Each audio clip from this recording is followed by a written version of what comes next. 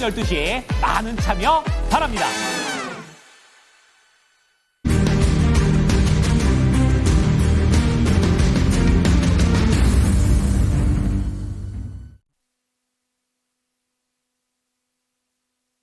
네, 이슈 딥다이브 함께 하시죠. 네. 루크투자연구소 임순재 대표 그리고 타이탄 파트너스 윤여민 이사 두 분과 함께 하겠습니다. 어서 오십시오. 네, 안녕하십니까. 네, 두 분과 함께 나눌 주제 두 가지 준비되어 있고요. 첫 번째 먼저 확인하겠습니다. 좀 달갑지가 않죠. 저희 뒤에 트럼프 대통령의 얼굴이 또 나와 있는데 어제 이어서 얘기 다시 꺼내보려고 합니다.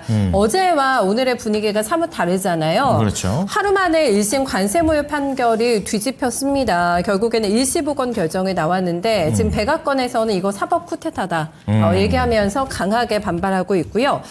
대표님 지금 트럼프 대통령이 말한 게 지금 좌파 판사들이 미국을 파괴시키고 있다.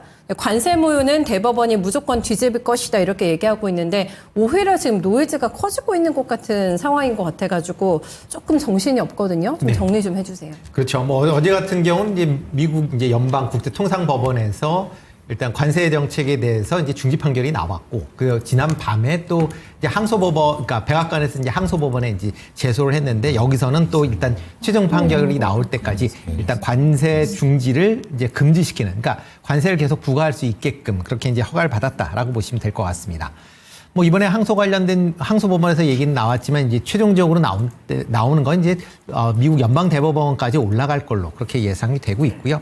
이런 이제 대법원까지 올라갈 때서 이제 최종적으로 나올 때까지는 아마 이러한 이제 불확실성이 계속 좀 이어질 가능성은 충분히 있다라고 보여집니다. 특히 이제 각국이 이제 미국과의 이제 통상 협상을 진행 중에 있는데 이런 협상 진행이 이번 뭐 처분과는 관계없이 계속 좀 이루어질 가능성은 충분히 있다라고 보여지고요. 트럼프 대통령 같은 경우도 관세 정책을 쉽게 포기하지는 않을 걸로 지금 예상이 되고 있습니다. 뭐 지난밤 뭐 미국 언론을 내용을 본다라고 하게 되면 일단 무역법 그러니까 이번에 이제 그 통상법원에서도 얘기했듯이 232조에 따른 이제 품목별 관세에 대해서는 용인을 하는 그런 이제 모습을 보였기 때문에 향후에 이제 232조를 좀 더 확대해서 적용할 가능성이 있다라고 보여집니다. 지금 뭐 자동차, 철강, 알루미늄에 대해서만 이제 부과를 하고 있는데 현재 뭐 반도체, 바이오 관련돼서도 조사 중에 있기 때문에 뭐 이쪽 부분까지 확대될 가능성이 여전히 남아 있고요. 그리고 미국 내에 여러 가지 이제 법들이 이제 무역 관련된 법들이 있는데 그 중에서 무역법 122조, 그다음에 무역법 301조, 무역법 338조 이렇게 이제 여전히 관세를 부과할 수 있는 그런 이제 법령들이 있습니다. 아마 이런 만약 그 일반적인 이제 상호 관세가 안 된다라고 하게 되면 이런 개별 이제 법에 따른 그런 이제 관세 부과가 이루어질 가능성은 충분히 있다라고 보여지고요.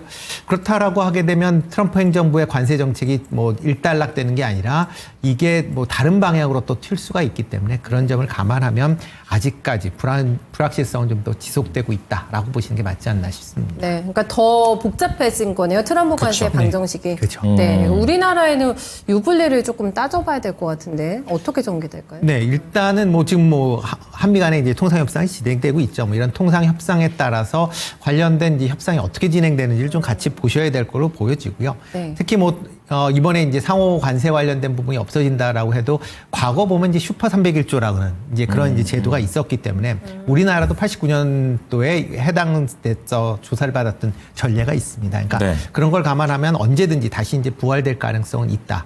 그렇다라고 하게 되면 뭐 관세 관련돼서 이렇게 한미 간의 협상이 원활하게 진행되기를 기대하는 수밖에 없다라고 생각을 하고 있습니다. 네, 자, 관세에 대한 부분들을 좀 계속 팔로우업 해야 되겠습니다. 네. 자, 그런 가운데 이런 관세 제동의 제동 이런 것과 관련해 SK 파트너스의 윤여민 이사께서는 어떻게 생각하십니까? 일단은 지금 미국 같은 경우도 결국은 이제 이 상호관세와 관련된 부분에서 결국 이제 우려와 제가 볼 때는 좀 그런 부분이 공존하고 있지 않나라고 좀 생각을 하고 있는데요. 일단 제가 볼 때는 이 법원의 판결에 대한 부분들 어쨌든 유예가 됐다라고 좀 전 생각이 듭니다. 뭐 결국 항소심 판결이 나올 때까지 관세가 계속 부과할 수밖에 없는 상황이다 보니까 결국 이제 시장에서 봤을 때는 1심 판결을 통해서 그만큼 어쨌든 시장에 대한 어떤 불확실성에 대한 부분이 해소되지 않았나라는 생각을 합니다만 다시 한번 얘기가 좀 나오면서 오히려 불확실성에 대한 어떻게 보면 효과가 다시 올라갔다라고 좀 말씀드릴 수 있을 것 같고 그러한 측면에서 시장 자체는 또 이런 부분을 반영하고 있지 않나라고 좀 생각을 합니다. 그리고 이제 어쨌든 상호관세에 대한 부분들은 계속 지속될 것이다라는 부분이 있고 그런 측면에서 트럼프 대통령의 발언은 좀 더 세질 수밖에 없지 않나라는 좀 생각을 합니다. 특히 뭐 중국이라든지 EU와 관련돼서 뭐 물론 이제 베센트 재무장관이 뒤에서 수습을 하긴 했습니다만 상당히 강력한 어떻게 보면 펀치를 날리면서 빨리 협상에 임하라는 식으로 좀 상당히 좀 재촉을 했던 부분들, 뭐 중국 같은 경우는 이미 좀 어떻게 보면 그 상황에서 대응을 했습니다만 EU 같은 경우도 결국 이러한 부분에서 좀 핀치가 좀 많이 몰린 상황이었기 때문에 이러한 어떤 제가 볼 때는 협상의 방식은 지속되지 않을까라는 좀 생각을 하고 있고 이런 부분들이 저는 우리나라에게도 분명히 올 수 있다는 좀 생각을 합니다. 특히 이제 6월 3일 대선 이후에 어쨌든 우리나라도 리더가 정해지게 된다고 하면 어떻게 보면 우선순위가 약간 밀리긴 했습니다만 이제 어쨌든 각국에 대한 어떤 상호관세에 대한 부분들이 계속 진행될 것으로 보이고 있기 때문에 그러한 협상 방식에 대한 부분들은 계속해서 시장에 좀 부담을 줄 것으로 생각이 들고 있고 그러한 부분에서 이제 다음 타자는 우리나라가 되지 않을까라는 좀 생각을 하면서 네네. 조금은 우려 섞인 좀 그런 부분들이 있지 않나 생각하고 있습니다. 네, 만약에 이게 결국엔 트럼프 대통령 뜻대로 잘 안 돼가지고 뭐 플랜 B를 만약에 마련한다고 하면은 그게 더 굉장히 위협적이거나 강력해질 가능성도 그러면 있는 거네요. 네, 그러다 보니까 이제 우리나라 같은 경우 협상을 좀 상당히 잘해야 되는 좀 그러한 좀 생각이 든다라고 좀 생각이 들고 네, 있고요. 네, 네, 네. 결국 이제 베센트 재무장관 같은 경우는 좀 시장 친화적인 인물이다 보니까 어쨌든 좀 대통령을 보좌하면서 결국 언어에 대한 순화 혹은 뭐 시장에서 좋아하는 말로 좀 말을 합니다만 결국은 대통령이 정한다라고 보시면 될 것 같고 네. 그런 측면에서 대통령 같은 경우는 감세안에 대한 부분을 결국 관세로서 어쨌든 충당하려고 하는 부분이 있기 때문에 네네. 이런 부분을 우리나라 같은 경우는 얼마큼 협상을 잘해야 되느냐. 지금 이제 이번 주, 다음 주 우리나라 상당히 중요한 이슈입니다만 특히 미국 같은 경우는 LNG와 관련된 회의들이 좀 있는 상황이기 때문에 맞아요. 여기서 어떻게 우리나라가 최선을 다해서 협상력을 발휘하느냐에 따라서 우리나라도 상호 관세와 관련된 부분에서 얼마큼 디스카운트가 될지 뭐 이런 부분들을 좀 분명히 체크할 필요가 있지 않을까 생각하고 있습니다. 무역협상이 다시 새 판짝에 들어간 것 같아가지고 그쵸. 네, 우리도 정말 준비 잘해서 가야 될 것 같은데요. 국익이 네. 먼저라는 거 꼭 좀 생각을 해주셨으면 좋겠습니다. 네. 그러면 상황이 이렇게 된다. 그러면은 종목픽을 또 어떻게 해야 될지 그렇죠. 이제 고민되잖아요. 맞아요. 네, 두 분의 선택을 확인해 보겠습니다. 네, 대표님의 종목은 신세계로 가시는군요. 오늘 신고가 내고 있는 종목이죠. 네. 자, 그럼 윤여민 이사는요. 네, 수출주 실리콘투 쪽으로 움직였습니다. 네, 신세계 먼저 보겠습니다. 이게 작년 말 대비해서 주가가 신고가라고 하기는 하는데 44% 정도 올라왔거든요. 아직도 갈 길이 남아 있다라는 시각이신 것 같은데 들어보실까요?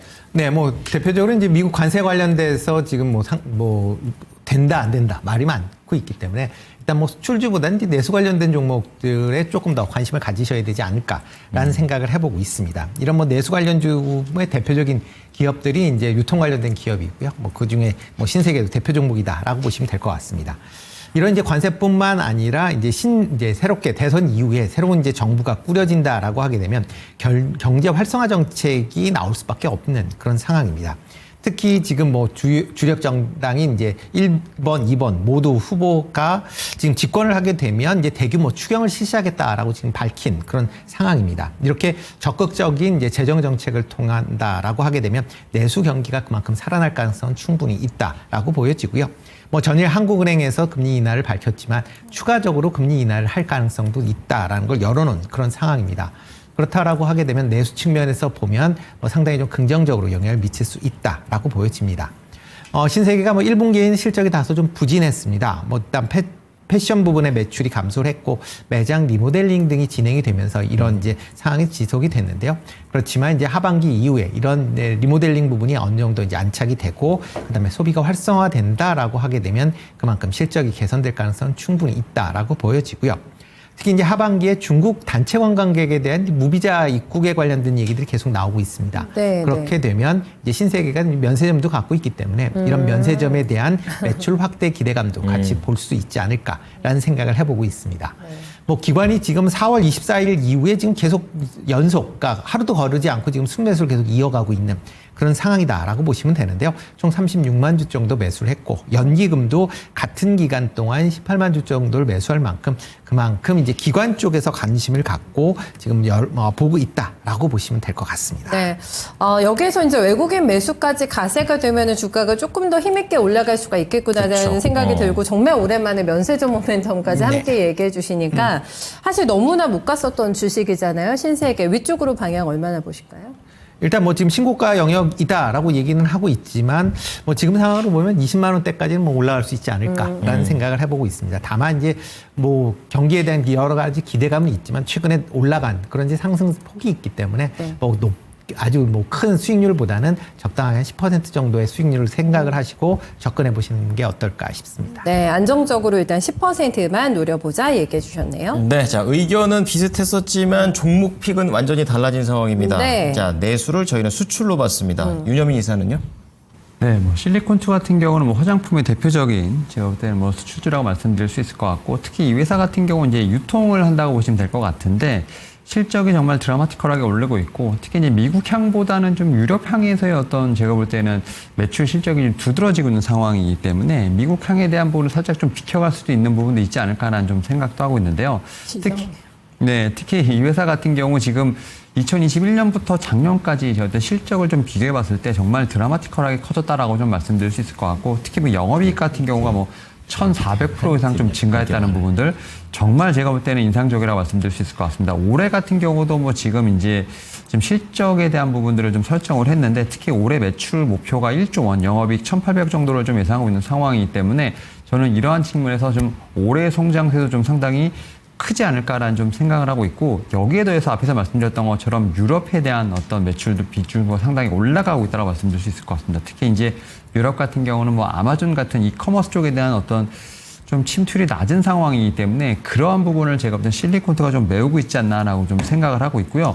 여기에 대해서 뭐 실리콘투 같은 경우는 이제 이 유통과 관련된 부분에 있어서 뭐 K-뷰티에 대한 부분도 충분히 있겠습니다만 좀 시너지를 내기 위해서 좀 사업을 좀 다각화하는 부분도 있다라고 좀 말씀드릴 수 있을 것 같습니다. 어떻게 보면 화장품에 관련된 부분들, 유통에 관련된 얘기들은 상당히 좀 많이 하고 있습니다만 실리콘투가 최근에 뭐 K푸드라든지 K팝하고 어떻게 보면 좀 시너지를 내기 위해서 좀 포트폴리오를 좀 다양화하는 부분이 있다라고 좀 말씀드릴 수 있을 것 같습니다. 뭐 최근에 지금 이제 뭐 건강식품이라든지 음원순위 사이트 뭐 한터 차트에 좀 약간 지분 투자라는 모습을 보이면서 어떻게 보면 이제 K뷰티에 대한 부분을 좀 알릴 수 있는 좀 채널이라든지 마케팅에 대한 어떤 부분도 상당히 좀 강화하고 있는 상황이기 때문에 결국은 이제 좀 실리콘투 같은 경우는 화장품의 유통사로 봐야 되는 부분도 있겠습니다만 이런 좀 시너지를 보게 된다고 하면 어떻게 보면 좀 약간 종합 선물 세트로 가는 어떤 그런 느낌이 있다라는 측면에서 봤을 때 최근에 좀 급등한 이후에 살짝 좀 쉬어가는 모습이 좀 나오고 있습니다만 오히려 좀 눌림목에 대한 부분을 보면서 저는 제가 볼 때는 매매의 어떤 가능성을 좀 더 열어놓고 좀 봐야 되지 않을까 생각하고 있습니다. 네, 자 그렇다면 실리콘투 관련해가지고 계속 우상향 중이거든요. 근데 오늘은 약간 조정받습니다. 기회가 될 법도 한데 가격 전략은요? 네, 일단은 지금 한 46,000원에서 7,000원대 어떤 매물대를 좀 소화하는 상황, 그 상황에서 좀 상단을 좀 맞고 좀 약간의 좀 매물 추세가 나오고 있다라 볼 수 있을 것 같은데 저는 뭐 작년에 지금 세웠던 6월 19일 날 세웠던 지금 54,000원 정도까지 충분히 상승 여력이 있지 않을까라는 좀 생각을 합니다. 이 매물대를 좀 더 소화하게 된다고 하면 저는 5만 원대는 충분히 좀 올라갈 수 있지 않을까라는 좀 생각을 하고 있고 그런 측면에서 봤을 때 저는 지금이라도 좀 어떤 눌림목이 나왔을 때 매수를 해보는 게 어떨까라고 좀 말씀드릴 수 있을 것 같고 오히려 뭐 5만 3천원에서 4천원 정도 마지막 매물대를 벗겨나는 부분은 좀 1차 목표가로 좀 말씀을 드릴 수 있을 것 같고 그게 벗겨내게 된다고 하면 오히려 좀 전고점을 넘어갈 수 있는 신고가도 좀 볼 수 있지 않을까 생각하고 있습니다. 눌림목 매수 53,000원에서 54,000원 사이 목표가를 제시해 주셨습니다. 네, 다음 저희 두 번째 이슈 넘어가 보겠습니다. 지금 11시까지 집계된 사전투표율을 보니까요. 네. 1,000명을 훨씬 넘어서 1,089만 명 기록이 됐다고 합니다. 최단 기간에 지금 1,000만 돌파라고 하는데 둘째 날밖에 안 됐잖아요. 그렇죠. 24.5% 11시 기준입니다. 네, 예. 저희 그 방송 보시면서 또 투표하러 가시는 분들도 꽤 계실 것 같은데 그렇겠죠. 예. 1,400만 개미와 함께 하겠다고 얘기를 했잖아요. 그렇죠. 뭐 5,000피든 세제 혜택이든 다 좋다. 지금 증권주와 주주사가 난리가 났습니다. 그렇습니다. 이미 선행해가지고 좀 반영하고 네. 있는데 이것과 관련해서 또 어떻게 봐야 될지 알아보도록 하겠습니다. 대표님 이전에는 그 초반에는 저희가 AI라던가 신재생 쪽이 이제 움직였잖아요. 이게 정책 수혜주다, 찐이다 했는데 지금 분위기는 아니거든요. 증권사하고 주주사로 완전히 바통이 넘어온 것 같아요. 뭐 일단 뭐 전체적으로 다 이제 신정부가 이제 출범할 거다라는 예상들이 나오니까 뭐 네. 대선 공약에 따라서 지금 움직이고 있다라고 보시면 될 것 같고요. 어떤 이제 대선 공약들이 이제 발표되느냐에 따라서 조금씩 이제 달라졌다라고 보시면 될 것 같습니다. 뭐 지금 뭐 대선 공약집이 그러니까 이번 대선 같은 경우 상당히 좀 늦게 나왔다라고 보여지고, 근데 이런 대선 공약집 내에 여러 이제 내용줄 중에서 이제 증시 활성화 관련된 그런 이제 내용들이 최근에 좀 부각이 되면서 이제 네. 관련된 이제 얘기들이 좀 많이 나온다라고 보시면 될 것 같습니다. 지금 뭐 이재명 후보 같은 경우는 지금 뭐 코스피 5천 시대를 열겠다라고 지금 얘기를 하고 있고, 대표적으로 지금 추구를 하는 게 이제 상법 개정안을 이제 개정안을 이제 추진하겠다라고 얘기를 하고 있고요. 뭐 대표적으로 지금 그 안에서 지금 주목하고 있는 게 자사주 소각 의무화라는 부분이 이제 상당 부분 관심을 갖고 있는 그런 상황이다라고 보시면 될 것 같고요. 이와 더불어 이제 쪼개기 상장 제도 개선이나 아니면 집중 투표제를 이제 활성화하겠다라는 게 이제 주요 내용이다라고 보시면 될 것 같고요. 김문수 후보 같은 경우는 5,000이 아니라 4,000포인트를 얘기하고 있는 그런 상황이고요. 이런 상법 개정안보다는 자본시장법을 개정을 통해서 거버넌스에 관련된 이제 선진화를 하겠다라고 하는 그런 상황입니다. 그러니까 상대적으로 이제 이재명 후보보다는 조금 약한 그런 내용이다라고 보시면 될 것 같고요. 네. 대신 이제 세제 혜택과 관련된 내용들이 좀 더 많이 포함이 되어 있다라는 게 두 후보 간의 이제 차이점이다라고 보시면 될 것 같습니다. 두 후보가 얘기를 하는 걸 가만히 본다라고 하게 되면 그만큼 이제 소액 주주 보호를 위한 그런 이제 제도적인 마련을 좀 더 얘기를 하고 있다라고 보여지고요. 그러다 보니까 시장 내에서도 그런 이제 관점에서 그러면 향후에 이런 여러 가지 이제 재정 정책들이 나온다든가 하게 되면 그만큼 이제 경기가 활성화가 되고 주식 거래도 지금보다는 올라간다라고 생각을 하게 되면 금융 관련된 종목들, 그다음에 그러니까 상대적으로 저평가가 돼 있는 지주사들이 지금 시장에서 주목을 받고 있다라고 보시면 될 것 같습니다. 네, 근데 올라왔다고 해도 보니까 제가 코오롱이나 효성 같은 종목들 보면은 굉장히 올랐다 많이 했는데 아직도 주가가 저 밑바닥이에요. 그래서 네. 지금 더 올라가려나 싶고 또 신고가 내는 종목들은 계속 또 자체 고점 돌파가 나오고 있잖아요. 네. 그러면서 이 시세의 끝이 어딜까 이제 며칠 안 남았지 않습니까? 본격적인 이제 투표 날이. 그 이후에 판도 변화가 또 궁금한데 어떻게 예상하고 계실까요? 일단 그 이후에도 이건 다 법과 관련된 사항들이기 때문에 이제 법률 개정안이 이제 필요하다라고 보시면 될 것 같고요. 이런 법률 개정안이 계속 진행된다라는 관점에서 보면 이러한 이슈는 단기간에 끝나는 게 아니라 조금 시간이 더 걸리는 그런 이슈다라고 보시면 될 것 같습니다. 시세는요? 시세는 너무 많이 반영됐을까요? 그러니까 시세도 네. 아직까지는 그러니까 이게 기본적으로 이런 지주회사들이 PBR이 상당히 낮습니다. 네. 그러니까 상당히 좀 저평가돼 있다라는 관점에서 이제 접근을 해봐야 될 걸로 보여지고요. 네. 이렇게 이제 주주 관련된 특히 이제 소액 주주를 이제 활성화하기 위해서 여러 가지 이제 대책들이 나온다든가 하게 되면 일단 PBR이 낮았었던 그런 이제 기업들 중심으로는 어느 정도 PBR에 올라갈 수밖에 없다. 특히 자사주 소각 의무화가 이제 어떻게 보면 가장 크게 얘기가 나올 가능성은 있고요. 그러면 소각할 자사주가 많은 기업이 더 네, 유리하겠네요. 그렇죠. 상대적으로 그런 기업들을 중심으로 좀 보시는 게 어떨까 알겠습니다. 싶습니다. 네. 네. 자, 그러면은 이런 대선과 관련해서 윤여민 이사께서는 어떻게 의견 갖고 계십니까? 네, 일단은 지금 사전 투표율이 좀 상당히 높은 상황이죠. 네. 특히 어떻게 보면 이제 어제 그리고 오늘까지도 봤을 때 역대 최대치를 기록할 것으로 보이고 있는 상황인데요. 결국 그러다 보니까 지금 두 대선 후보가 어떻게 보면 이제 좁혀지는 상황에서 어떤 식으로 지금 정치를 펼칠까에 대한 부분들을 좀 더 면밀하게 체크해볼 수 있지 않을까라는 좀 생각은 하는데 네. 그런 상황에서 좀 너무 안타깝긴 합니다만 대선 공약집이 조금 너무 늦게 나왔다는 점. 그래서 이런 부분에서 좀 체크할 수 있는 시간이 너무 없었다는 점 분명히 좀 한계가 있습니다만 네. 결국 그 공약들 중에서 아무래도 경제 쪽에 대한 부분을 좀 체크를 해보게 된다고 하면 그와 관련돼서 두 후보가 대통령으로 당선됐을 때 향후 어떤 경제 정책을 펼친가에 대한 부분을 알 수 있지 않을까라는 생각을 하고 있고 네. 어쨌든 두 후보 모두 경제 성장에 대한 얘기를 좀 하고 있다라고 좀 말씀을 드릴 수 있을 것 같고 산업을 육성해서 경제 성장을 하던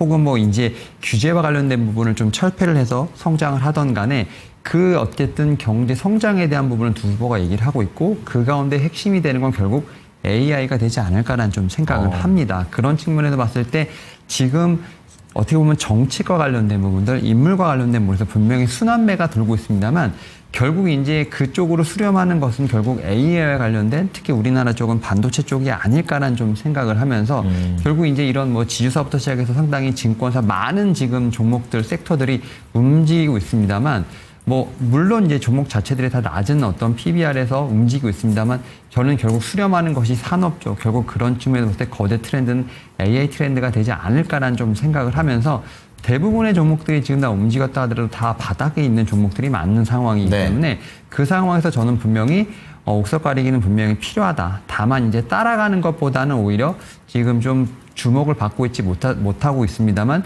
이 두 후보가 결국 주목하는 산업은 결국 AI 쪽이 아닐까라는 좀 생각을 하면서 그와 관련된 종목들에 대한 어떤 관심이 필요하지 않을까 생각하고 있습니다. 네, 완전히 시선을 싹 한번 바꿔주시는 그런 내용이 되겠습니다. 자, 그렇다면 이 두 분의 한번 내용들을 좀 더 기반으로 해서 네. 픽 종목들 한번 보도록 하겠습니다. 그럴까요? 네, 종목 열어보겠습니다. 네, 대표님께서는 지주사 쪽으로 가시는군요. 네, LS를 가지고 오셨습니다. 자, 반도체 얘기하셨는데요. 윤여민 이사는요? 테스트 장비 쪽으로 가시네요. 네. ISC입니다. 조금 다른 지주사에 비해서는 움직임이 강하지는 않은 것 같은데요. LS의 앞으로의 움직임을 어떻게 보실지 포인트를 뭘로 짚어야 될까요? LS를? LS 같은 경우는 뭐 계열사들이 뭐 전부 다 전력 설비 관련된 기업들입니다. 그러니까 비교적 뭐 최근에 이제 가장 시장에서 주목을 받고 있는 게 전력 설비 관련된 기업들이기 때문에 그거에 따른 이제 자회사들의 이제 실적이 좋아지면 이런 이제 지주회사인 LS가 상당히 이제 수혜를 입을 가능성은 충분히 있다라고 보여지고요. 특히 뭐 이런 상장사뿐만 아니라 비상장사에서 뭐 알짜들이 많습니다. 대표적으로 뭐 LS 전선 같은 경우도 비상장 회사로 이제 있는 계열사다라고 보시면 될 것 같고요. 이뿐만 아니라 지난번에 뭐 IPO와 관련돼서 이제 자회사 IPO와 관련돼서 좀 이슈들이 있었죠. 네. 뭐 대표적으로 뭐 회장의 이제 망언이다라는 이제 표현을 할 만큼의 이제 실수 때문에 좀 얘기는 나오고 있지만 그래도 계열사들에 대한 IPO가 계속 좀 진행이 되고 있다라는 점도 같이 좀 보셔야 되지 않을까 싶습니다. 그리고 뭐 오늘 이제 토픽과 관련돼서도 LS 같은 경우는 이제 자사주 비율이 상대적으로 높은 그런 기업입니다. 뭐 자사주 비율이 지금 15% 정도 자사주를 갖고 있다라고 보여지고요. 뭐 대주주 관련돼서 지금 지분율은 32%이기 때문에 뭐 그거에 비해서 자사주가 상당히 좀 자사주를 통해서 어떻게 보면 지분을 그동안 이제 유지를 했다라고 보면 되는데 만약 자사주에 이제 소각이 이제 의무화된다라고 하게 되면 이런 이제 자사주를 소각하고 나서 경영 안정을 위해서는 추가적인 지분 확보가 이제 불가피하지 않을까라는 생각을 해보고 있습니다. 네. 뭐 이와 더불어 이제 자사주 소각뿐만 아니라 이제 주주 가치 확대를 위해서 뭐 배당이나 이런 것도 확대될 가능성도 여전히 남아 있다라고 보여지고요. 네. 뭐 실적이 계속 호조를 보이고 있기 때문에 이런 배당 정책들도 상당히 긍정적으로 영향을 미칠 수 있지 않을까라는 생각을 해보고 있습니다. 그런데 이제 다른 지주사보다는 PBR이 보니까 낮지는 않아요. 네, 그렇죠. 네, 1배가 넘는데. 네. 네, LS 그러면 목표 주가 산정 어떻게 해야 될까요? 네, 뭐 일단 뭐 PBR 같은 경우 낮진 않다라고는 하지만 원체 이제 계열사들이 뭐 수익들이 이제 좋다 보니까 주가들이 좋고 그렇기 때문에 그 부분을 감안한다라고 하게 되면 뭐 추가 상승 여력은 충분히 있다라고 생각이 되고 있고요. 뭐 전 고점인 19만 원 선까지는 충분히 올라갈 수 있다라고 생각을 하고 있습니다. 네. 자, LS를 봐드렸고요. 이제 이어서 테스트 장비 쪽으로 가봅니다. ISC. 이제 어떻게 보면 약간 이제 다른 관점에서 접근해보자는 내용인데요. 자세히 들어보겠습니다. 네, ISC 같은 경우는 지금 이제 테스트 소켓 말씀하셨던 그쪽과 또 관련돼서 좀 이제 어떻게 보면 종목이라 말씀드릴 수 있을 것 같은데 이 회사 같은 경우는 여러 가지 좀 제가 볼 때는 모멘텀이 있지 않나라고 좀 생각을 합니다. 특히 그러한 부분들이 좀 2분기부터 숫자로서 나올 수 있는 부분이 있지 않을까 생각을 하는데요. 일단 주문형 반도체죠. ASIC 관련돼서 좀 매출이 나오는 그러한 종목 중에 하나라고 좀 말씀드릴 수 있을 것 같고 여기에 대해서 R&D를 좀 꾸준히 하면서 특히 이제 HBM 쪽에 대한 어떤 소켓에 대한 부분 제가 볼 때는 충분히 좀 기대할 수 있지 않을까라는 좀 생각은 하고 있습니다. 또 여기에 대해서 최근에 보게 된다면 또 M&A를 좀 시작을 하면서 관련된 포트폴리오도 넓어지고 있다라고 좀 말씀드릴 수 있을 것 같고요.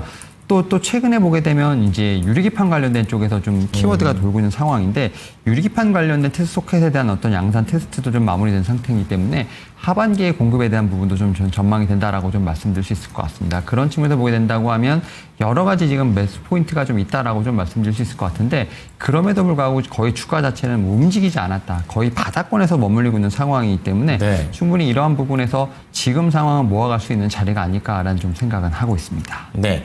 자, 그렇다면은 모멘텀이 예상되어 있기 때문에 이제 조금씩 모아가도 되겠구나. 좀 이런 생각도 드는데요. 네. 자, 그러면 이 어느 정도의 가격 전략을 볼까요?